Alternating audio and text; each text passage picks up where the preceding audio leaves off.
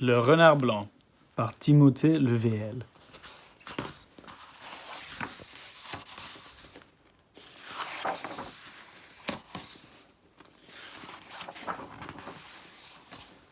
C'est la fin de l'été. Loin, très loin dans les steppes du nord, un jeune renard s'ennuie. Et si j'allais explorer le monde, se dit-il. Le jeune renard marche longtemps. Arrivé à un fleuve, il monte sur un tronc d'arbre et se laisse glisser au fil de l'eau. Oh, une forêt, comme c'est beau.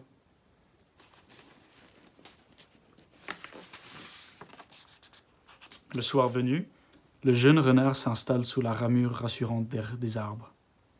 Pendant la nuit, les premières neiges de l'hiver viennent recouvrir le monde.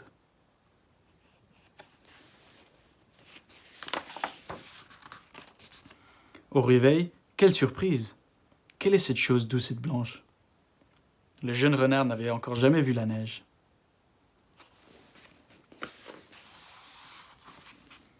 Un ours, qui rejoint sa tanière pour hiberner, passe par là. « Salut toi, qui es-tu » demande-t-il. « Tu ressembles à un renard, mais tu es blanc. Où est donc passée ta couleur ?»« Comment ça, blanc ? Mais non, je suis un renard.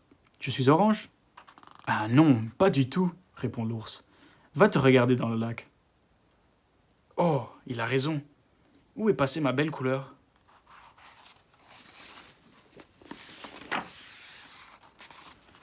Le renard est désemparé. « Ne t'inquiète pas, lui dit l'ours. Ma sieste attendra. Nous irons ensemble demander conseil aux amis de la forêt. Quelqu'un saura comment faire pour retrouver ta couleur. »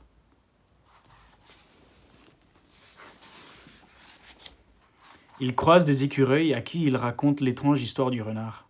« Viens, danse, joue et virevolte avec nous, s'écrie-t-il. Ça te remontera le moral. Quel fabuleux tourbillon roux. Le renard a presque l'impression d'avoir retrouvé sa couleur. Mais dans la forêt, il y a des arbres. Et comment résister à l'envie de grimper dans un arbre quand on est écureuil? Et hop, tous s'en vont. Plus de couleur. Pourquoi te lamentes-tu lui demande un grand cerf. Le blanc, c'est un excellent camouflage dans la neige.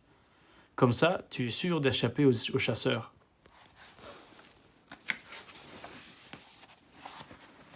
Un peu plus loin, il rencontre un lièvre craintif et un hérisson timide qui se cachent dans les broussailles.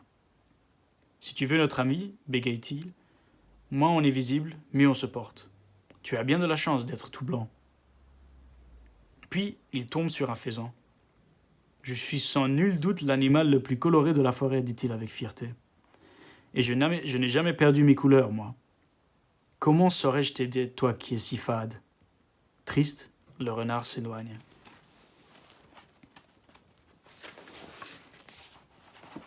C'est alors qu'un vol d'oies passe dans le ciel. « Tiens, dit l'une d'elles, un renard polaire. Que fais-tu ici, si loin de chez toi ?»« Il a perdu sa couleur ce matin, répond l'ours. »« Sa couleur ?» s'étonnent les oies. Mais en hiver, tout au nord, les renards deviennent blancs comme de la neige. Et de reprendre en chœur, le blanc, c'est une couleur magique. Quand nous volons au coucher du soleil, notre plumage prend la couleur du ciel. Il peut devenir rose, il peut devenir violet. Regardez.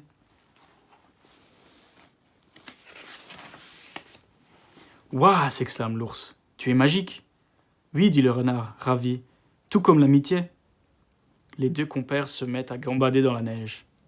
Au bout d'un moment, l'ours bâille. « Je vais devoir aller hiberner, dit-il avec regret. »« Je t'accompagne, dit le renard. La fin.